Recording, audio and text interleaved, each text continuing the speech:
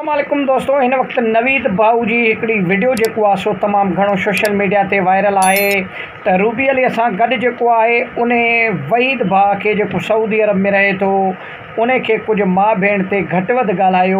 नवीद गाड़ी 1 साल पहिरियां हिन जी भेण भॼी वई कंहिं पठाण सां ऐं ग़लति गुफ़्ता ॻाल्हाई।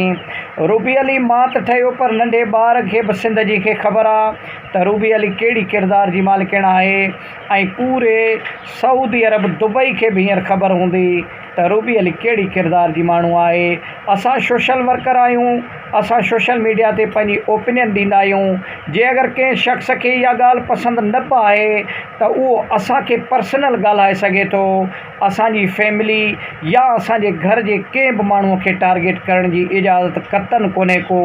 हिन वक़्तु भाऊ नवीद जी घर वारनि खे टारगेट कयो वियो आहे ऐं उन खे जेको आहे सो उन जी भेण खे टारगेट कयो वियो आहे। इहो इंतिहाई ग़लति अमल आहे। असां इन शइ जी मज़म्मत कयूं था।